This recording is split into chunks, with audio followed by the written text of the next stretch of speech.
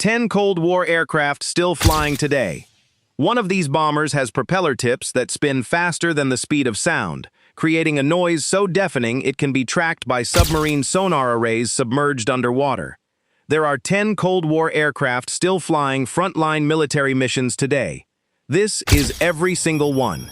In 1950, the Antonov An-2 Colt entered service as a Soviet single-engine utility biplane engineered to operate from muddy agricultural fields and unpaved Siberian forests.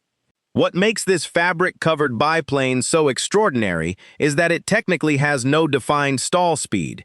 If the engine quits in mid-flight, its leading-edge slats deploy automatically on aerodynamic pressure alone, allowing the aircraft to parachute down to a survivable landing at just 30 miles per hour. Powered by a 1,000-horsepower Shvetsov A-6 62 9-cylinder radial engine, it reaches a modest top speed of 160 miles per hour, while flying so low and slow that North Korean special forces still maintain fleets of them today to evade modern Doppler radar systems. In my opinion, the An-2 is the most rugged utility plane ever conceived, proving that fabric biplanes can outsurvive supersonic jets when mechanical simplicity is all that matters. But while a 1950 biplane evades radar by skimming treetops, our next Cold War relic survived by becoming the most prolific supersonic In 1956, the Mikoyan-Gurevich MiG-21 Fishbed took flight as a lightweight Soviet supersonic interceptor designed to scramble and destroy high-altitude Western bombers. With over 11,000 airframes built across 60 nations, it produced more individual fighter jets than any other supersonic aircraft in human history, and dozens remain in active frontline service today in air forces ranging from North Korea to Angola. Driven by a single Tumansky R-25 afterburning turbojet producing 15,800 pounds of thrust, it achieves Mach 2.05, roughly 1,385 miles per hour, while relying on a tiny, clipped delta-wing silhouette that makes it difficult to spot in visual dogfights. If you ask me, the MiG-21 is the AK-47 of the skies. Crude, uncomfortable, and aerodynamically unforgiving, but so impossibly cheap to maintain that developing nations simply refuse to retire it.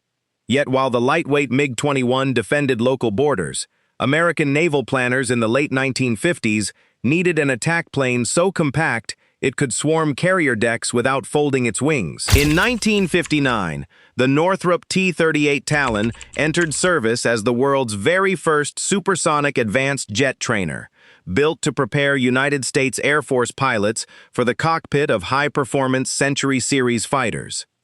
Over its incredible operational lifetime, this sleek white airframe has trained more than 75,000 military aviators and astronaut candidates, and NASA still actively flies a dedicated fleet of Talons today as supersonic chase planes for spacecraft launches and research missions.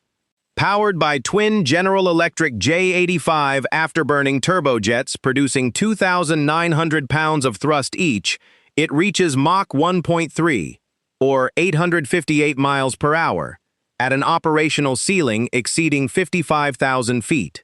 My verdict on the T-38 is that it is the most economically perfect supersonic trainer ever drawn, a sleek white bullet that handles so predictably it will likely keep training American fighter pilots well into its 8th decade. But training pilots in friendly skies is one thing. Hunting submarines across thousands of miles of open ocean requires a 4-engine turboprop that can loiter all day long. In 1962, the Lockheed P-3 Orion was deployed as the United States Navy's premier land-based maritime patrol and anti-submarine warfare platform, adapted directly from the airframe of the civilian L-188 Electra airliner. Its signature feature is the long, needle-like tail boom extending from the rear fuselage, which houses a highly sensitive magnetic anomaly detector designed to pinpoint the disturbance created by the steel hull of a submerged nuclear submarine deep below the ocean surface.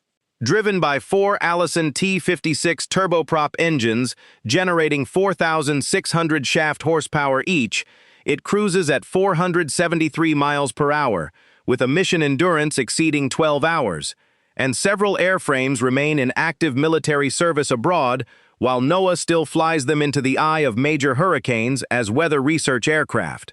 I believe the P-3 Orion is the greatest submarine hunter ever devised, an unpretentious airborne command post that still outloiters many of the expensive multi-engine jets trying to replace it.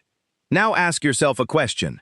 How does an Air Force keep its supersonic fighters airborne across the entire globe without ever touching a runway? Also born in 1956, the Douglas A-4 Skyhawk arrived as a carrier-capable light attack bomber engineered by legendary designer Ed Heinemann for the United States Navy.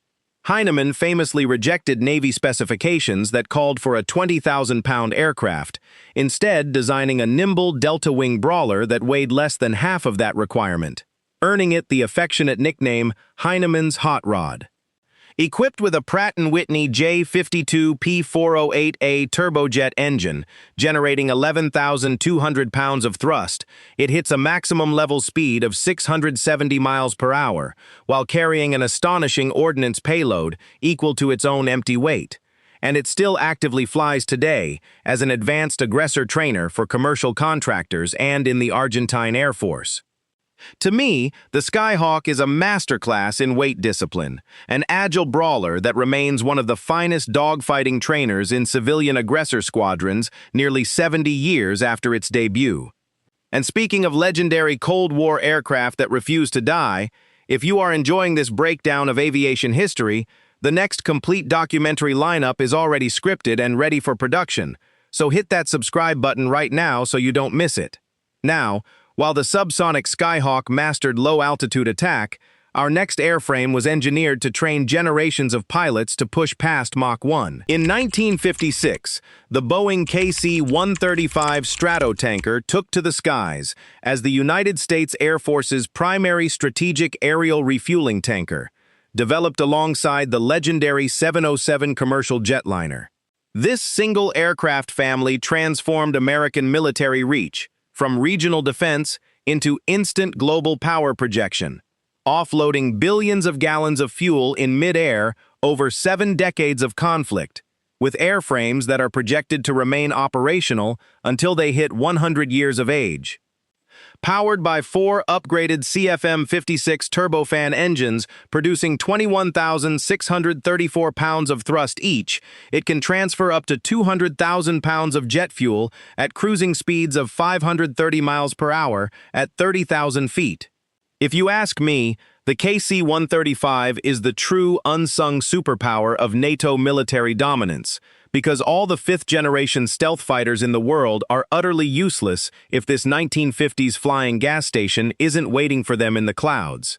Yet while tankers kept Western fighters in the fight, Soviet engineers in the 1960s were building a titanium Mach 3 Interceptor specifically designed to shoot them down. In 1958, the McDonnell Douglas F-4 Phantom II took flight as a twin-engine, all-weather supersonic fighter bomber originally designed for naval fleet defense before being adopted across the entire military.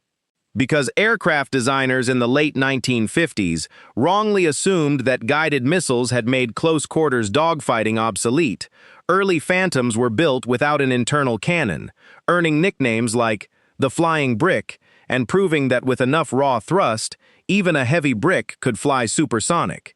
Powered by 2 General Electric J79 afterburning turbojets, generating 17,900 pounds of thrust each, it hits Mach 2.23, or 1,473 miles per hour, while carrying 18,000 pounds of weapons.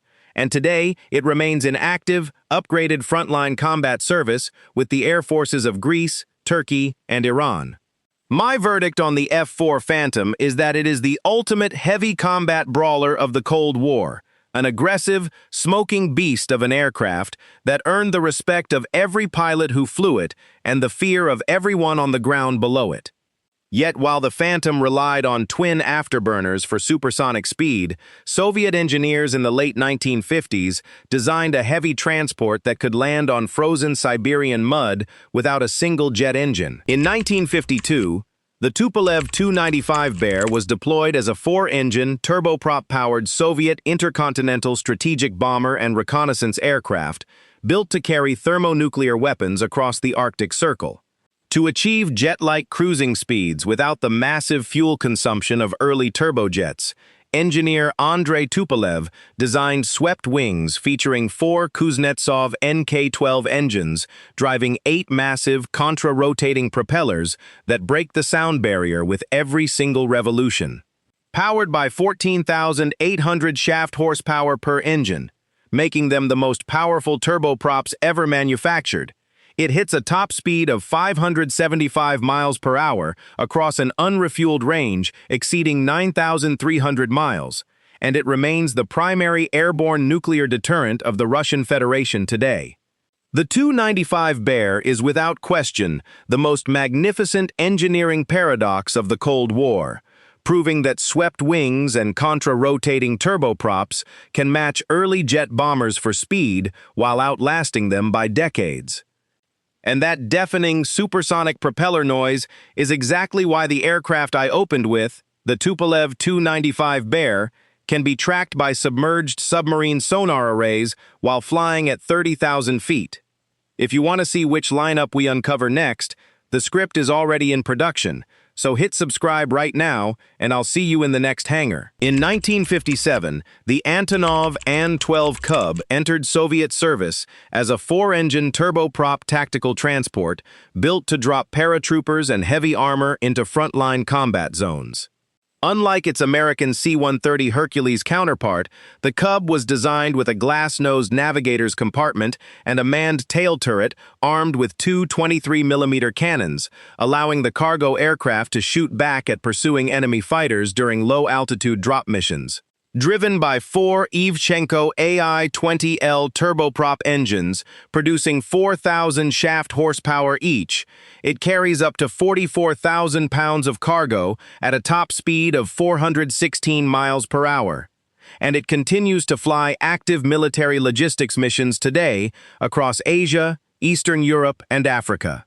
I believe the An-2 Colt is one of the most resilient cargo planes ever assembled, an unvarnished Soviet workhorse that continues to operate from unpaved dirt strips where modern jet transports wouldn't survive a single landing. Which brings us to our final entry, the terrifying Soviet strategic bomber that brings our opening mystery to its thunderous conclusion. In 1964, the Mikoyan-Gurevich MiG-21 Foxbat arrived as a Soviet high-altitude, Mach 3 supersonic interceptor and reconnaissance aircraft that sent shockwaves of panic through Western intelligence agencies. When Soviet pilot Viktor Belenko defected with a Foxbat to Japan in 1976, Western engineers were stunned to discover that its radar and avionics were constructed using old-fashioned vacuum tubes rather than silicon microchips, a deliberate design choice that made the aircraft's electronics completely immune to the electromagnetic pulse of a nuclear explosion. Equipped with twin Tumansky R-15B-300 afterburning turbojets, producing 22,400 pounds of thrust each, it achieved a top speed of Mach 2.83, and remarkably, the Algerian Air Force still operates a small operational squadron of these rocket-like reconnaissance jets today. To me, the MiG-25 Foxbat is the most brute-force interceptor ever built, a rocket ship made of hand-welded nickel steel that terrified NATO planners through pure speed and intimidation. Which brings us to the question I want you to answer today. Looking at high-tech digital microchips versus the nuclear EMP-resistant vacuum tubes of the MiG-25 Foxbat, which engineering philosophy would you rather rely on during a global conflict? Drop your answer in the comments below right now. But while the Foxbat was built for straight-line altitude, our next Cold War fighter was a heavy multi-role Brawler that became an absolute legend in both American and foreign service.